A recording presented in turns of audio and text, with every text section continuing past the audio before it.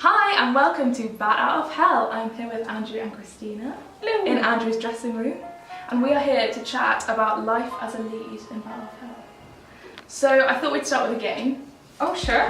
It's basically like either or. Chocolate or sweets? Chocolate. Chocolate. Harry Potter, Lord of the Rings. Harry Potter. Lord of the Rings. Snow or sun? Snow. Instagram or Twitter? Instagram. Yes. A sweet or sour? Sour. Bats or cats? Bats. Bats. Rock or roll? Rock. And Raven or Strat? Raven. Can you tell me, for anyone that doesn't know, a bit about the show and how your characters fit in? Sure. I play Strat. He is the leader of this lost gang. They're all 18, they never age. And we're set in this post-apocalyptic world. The island of Manhattan, due to some cataclysmic event, has broken off from the rest of the country and floated out to sea. And on this island there's a dictator named Falco, which basically Strat is rebelling against Falco and doing his best to liberate the people of Obsidian, give them all equality, make them all feel special and valued in their lives. And as he is rebelling against Falco in this violent revolution, he suddenly realizes that Falco has a beautiful daughter named Raven.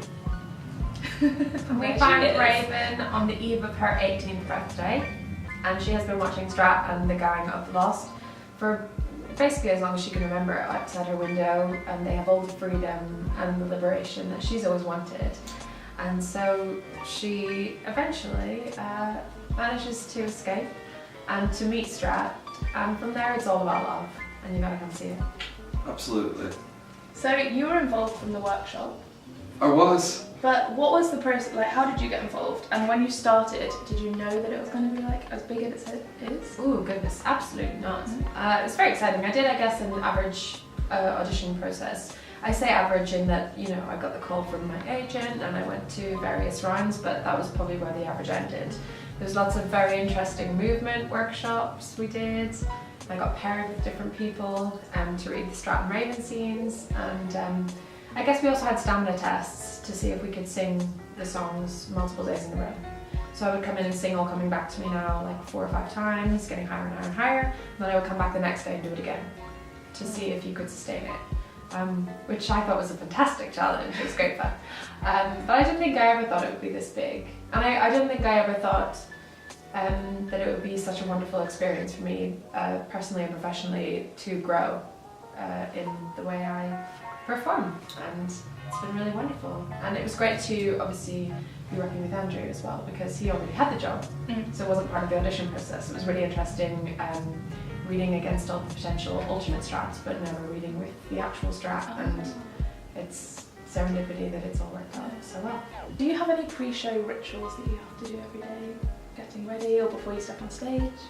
Oh, I do. I have 2 posters in my dressing room where I put all the rock and roll idols that I think inspired the show, and I've pasted them up there. And there's like Jim Morrison, there's Chuck Berry, there's Jimi Hendrix, there's Meatloaf and Jim Steinman and Iggy Pop, and I basically ask that they come and help us on this journey, because the show takes a lot of energy, and we've got a lot of bodies up there that are like burning, I don't know, 10,000 calories a minute. So. Yes, so full on from the Yeah, start. it is.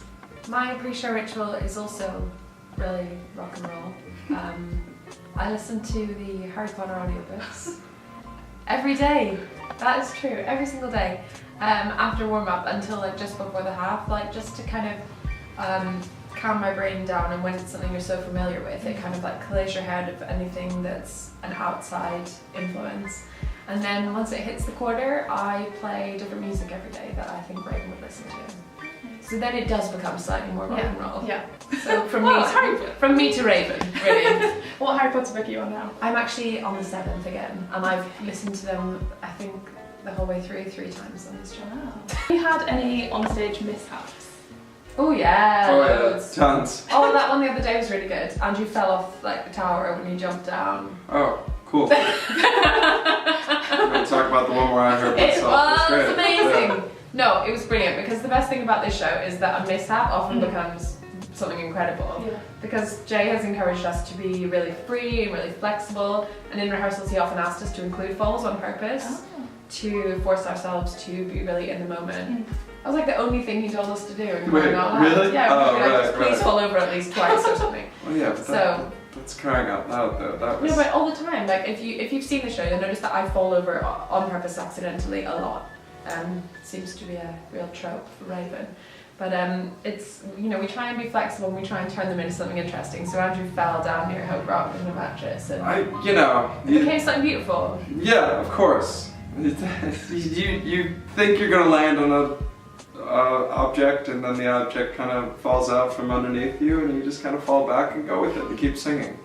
I think probably the biggest mishap we ever had was I think it was our first preview in Manchester. First preview ever. Ever. And I had it in my mind that I would run down to the bottom of the stage and bring Christina along with me, and I just slipped. And we just started flying towards the end of the stage, and in Manchester there was just about a like 8-meter drop. And I knew that if we fell, we'd probably not have legs like we have now. I don't know. But fortunately, Christina kind of like grabbed me by the scruff of my neck and kept me from falling. So fans of Andrew Polec, thank you later. No, I was kind of fans of both of us because we both not have made it. Yeah. Your head starts. It's very dramatic.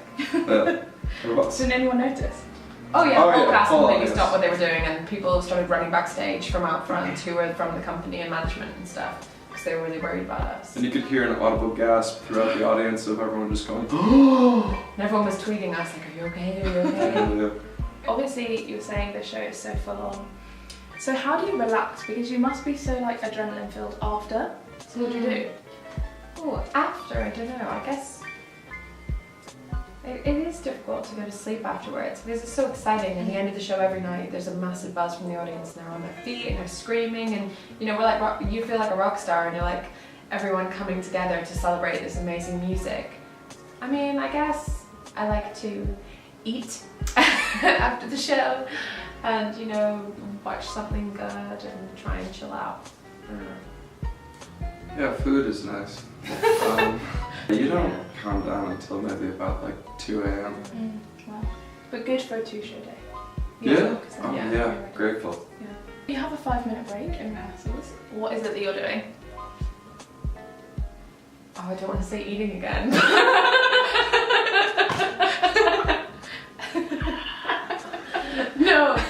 No, probably chatting about something that has happened in rehearsals. We do tend to talk a lot about constantly looking for ways to do things differently and improve. So you probably will catch us discussing something that has happened that we liked and want to keep.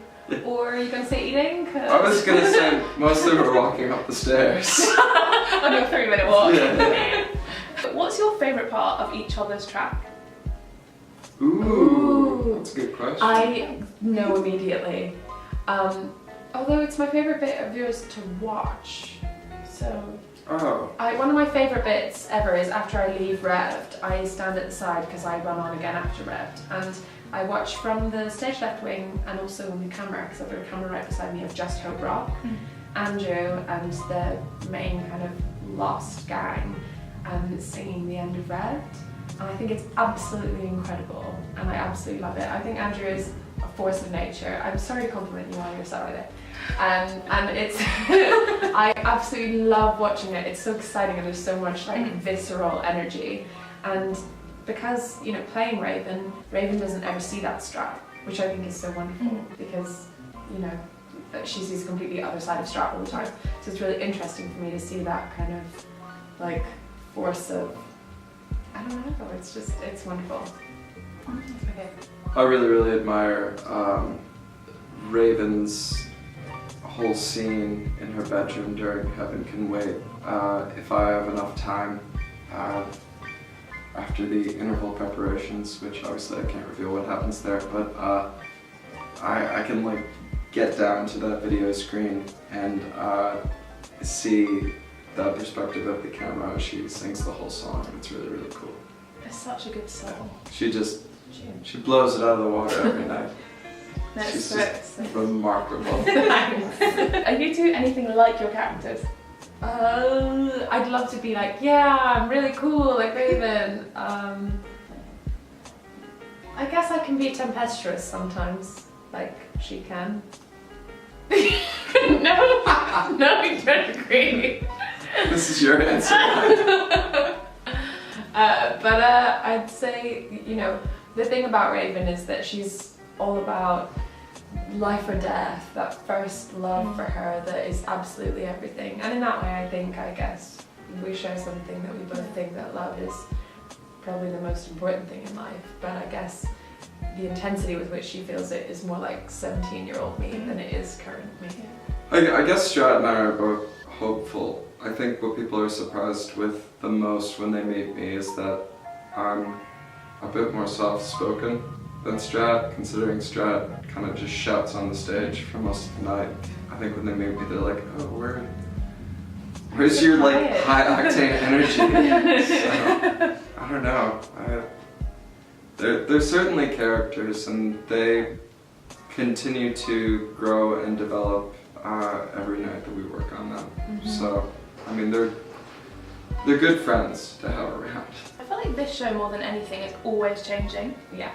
And there's so much going on as well, so even when you watch it, you could watch it like 10 times and see something different every time. Yeah. That's why I think that's why We're very proud of that you can follow like a different character's perspective if you so choose. Especially because of the use of video cameras and things like that. You can choose to watch a reaction, or you can choose to watch the person saying it, which is interesting. Yeah. It's true, we have people who see it 10 times, 20 times. I think we wanted even a person who's seen it like 70 times. 150. 150 is it? Whoa. We've had 150. Yeah, and we asked those followed you people very important details, like did you notice the pinky finger and Tink during, I don't know, the fight scene? I don't know. Have they followed you around all your Yeah, we had a lot of people come visit us in Canada from the UK, which is really lovely whenever you feel like a little homesick or whatever. And we've had people from Canada come back and visit as well. We have incredible fans. Yeah, that's amazing. Other than yourselves, who would you like to play your characters? Can they be like any age? Yeah. Can they like go back in time? Yeah. Oh jeez. Intrigued. I don't know, I think I'd love for Jim Morrison to play this part. I think that would be a lot of fun. I also think probably, I don't know, maybe like Elvis or somebody, that'd be really fun. That'd be cool. I think because Ellen Foley was involved in like the very first stages of the show, playing like the Wendy/Raven character. It'd be pretty cool to see what she would do with Raven as she is now.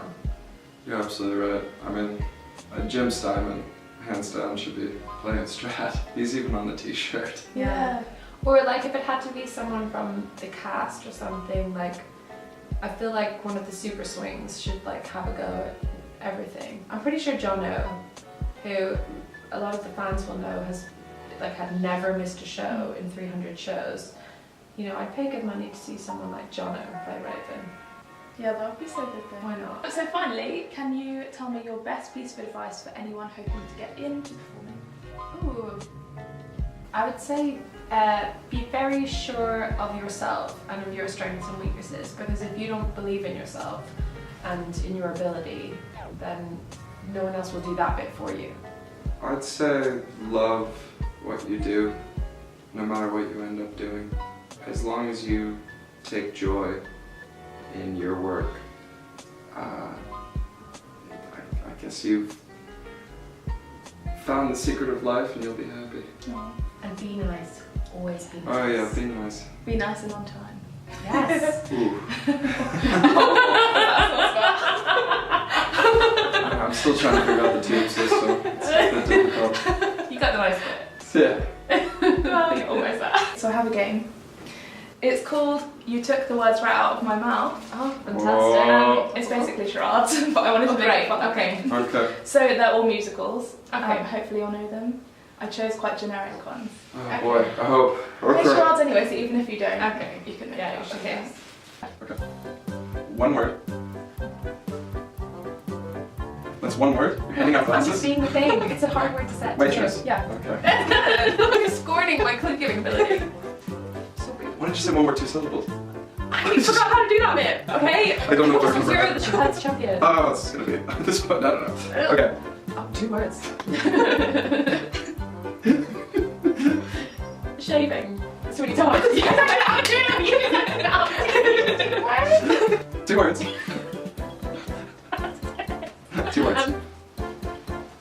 The Nutcracker? You doing ballet? Black Swan? I can't do it. I can do it. I can do it. Oh my god, that was awful. What? You forgot to dance. Go on, you show me. I don't know, like when he dances at the end, he's like, I'm free. What were you It's about stopping? him doing that angry dance. Come on, it's the best bit of Billy Elliot. That's not the part I remember. Okay, let's Okay, move on. right. Oh, 4 words. What? Sorry? 5 words? Well, sort of like 5 words. Oh, it's late. Time. 5. I'm 5 minutes late. What? Oh, this is a tough one. This is a real tough one. Go on. Oh, reading paper, writing a note. Oh, I got a note. And I've got a book. I read a book. I wrote a book. That's not what they were. I love the book. I don't love you. I'm gonna go 5 minutes in the book that I read. What are you talking about? I don't know this musical well enough at all. What are you talking about? I just want to talk now. I don't even know what it is. I don't It's my know. favorite composer. Even if- Yeah. Think of the number. 5. Yeah. Oh, it's last 5 minutes. Last 5 minutes. 1 word. 2 syllables. First syllable, ear. Pull, low. Sounds like. Sounds like. Throwing up. Vomiting. Puking. Sick. Sounds like sick. Okay. Okay. Sounds like sick. So, Okay, first syllable sounds like sick. so, Okay, what's the second syllable sound? I'm just doing the whole word. 2 hours later. Oh! Oh! Sick kid. Oh. This could be easy. 1 word. 2 syllables. First syllable sounds like hair spray. Fantastic. It doesn't sound like it. And again, we still don't know how to play at the end of the game. Well, there we go. Thanks. Thanks. Copy that out of hell. Please do. We're better At being in the show. at being able to show the charades. Please come and see Bat Out of Hell at the Dominion Theatre now. Tottenham Court Road, where it's at. Place to be.